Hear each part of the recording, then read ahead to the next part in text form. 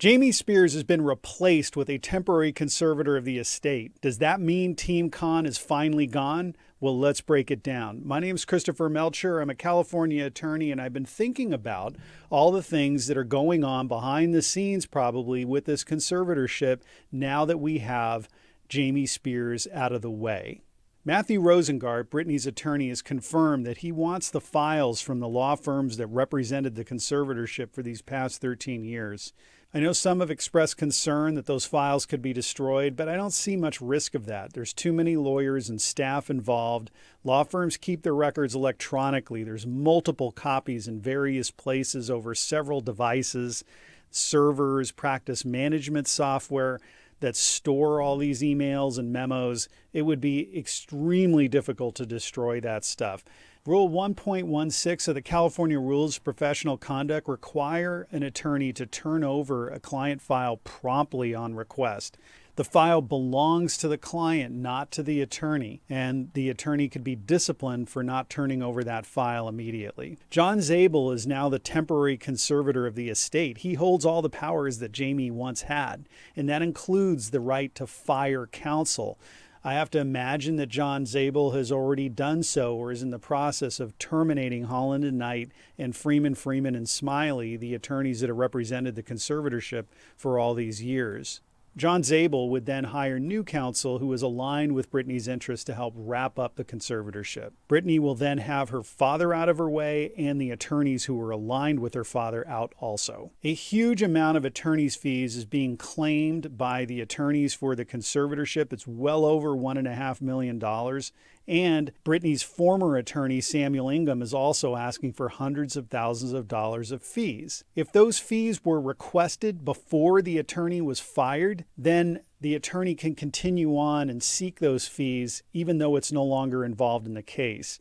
And we saw that with Sam Ingham, who appeared at the September 29th hearing solely for the purpose of asking for his fees to be paid.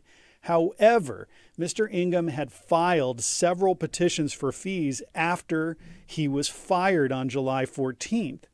He asked for those fees days before the September 29th hearing. He had no authority to ask for those fees. He was no longer representing Britney when he filed that paperwork. He could only proceed with fees that he had requested before July 14th when he was fired.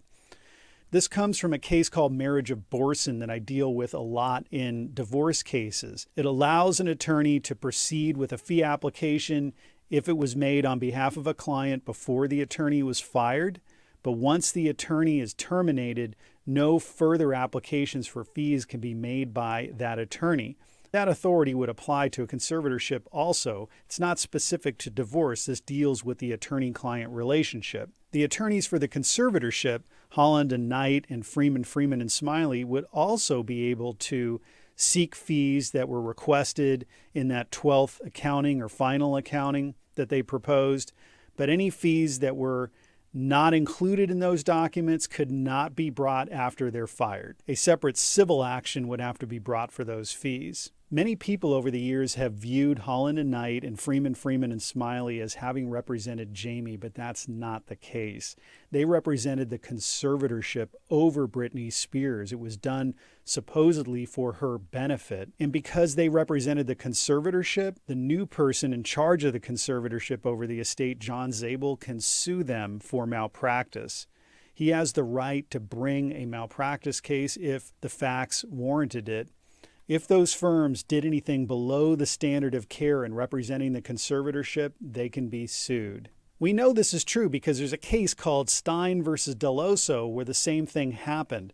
A new conservator was put into place and sued the attorneys who were representing the conservatorship because those attorneys had allowed the prior conservator to rip off the estate. It's been reported by the Daily Mail, a British tabloid, that Matthew Rosengart plans on taking the depositions or statements under oath of Jamie Spears and Robin Greenhill. Miss Greenhill works for TriStar Sports and Entertainment Group, which is the management company that Jamie Spears had previously hired. The story is based on an unnamed source. Matthew Rosengart has already stated that he wants to take Jamie's deposition, and I have to imagine that he wants to take Miss Greenhill's deposition and others. A deposition is taken usually in the office of an attorney or now over Zoom. Public notice is not given of a deposition. We usually hear about them afterwards. We can get a copy of the deposition transcript, but only if we know who the deposition reporter is. And that's very difficult to know because, again, none of this is done in court. There's nothing filed in court unless there's a dispute over the deposition. A deposition is an interrogation that Mr. Rosengart would conduct. It's under oath, and he can request that on 10 days of notice. However, the deponent can delay pretty easily by saying that he or she is not available or raising objections. The law requires that people operate in good faith and try and work out these disputes informally. If they cannot do so, Mr. Rosengart can file a motion to compel attendance at the deposition, but the court wouldn't hear that for at least 6 months because the court's so backlogged. It would be very easy for these witnesses to delay being deposed. We've already saw Mr. Rosengart complain in paperwork that Britney Spears was refusing to cooperate with his deposition. Eventually, these depositions will take place. The question is, in what forum? Is this going to be in the conservatorship case that will be allowed to remain in some form of existence so these depositions and other information could be obtained, or is it going to be in a separate civil action? The next hearing is November 12th, and the conservatorship could terminate on that date. However, a final accounting is required to terminate a conservatorship. That comes from Rule of Court 7.1052. What that means is that all of the financial issues that are outstanding, these claims for attorney's fees, other transactions that need to be approved, would be presented to the court, and the court would bless or reject these things, issue the final accounting, and say, okay, that is now done as part of the termination process. But Britney, I would imagine, doesn't want to wait for all that to happen. So I've been looking at ways that the conservatorship powers could end over Britney, but the conservatorship could remain in place for purposes of dealing with this accounting. And there is some authority for that. Probate Code Section 1863, Subdivision C, says the conservator may be discharged and the bond given by the conservatorship may be exonerated upon the settlement and approval of the final account by the court. The statute uses may, which is discretionary, rather than shall, which is mandatory. This could imply that the court has some flexibility over the timing of the final account, and that the conservator, and more importantly, the bond company, would remain on the hook until all of this accounting is completed. And that's the posture of the case right now. Jamie was removed. John Zabel was put into place temporarily. None of this accounting stuff has been dealt with.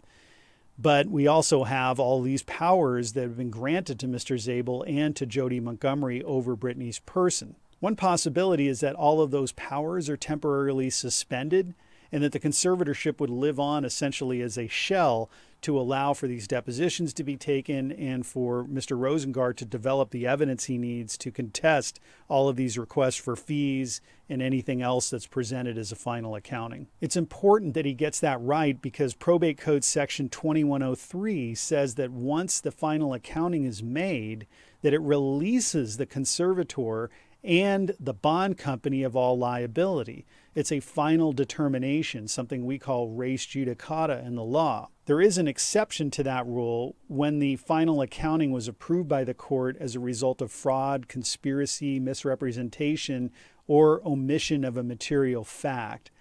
And I'm sure we will see Matthew Rosengart use that statute to attack prior accountings that are approved by the court.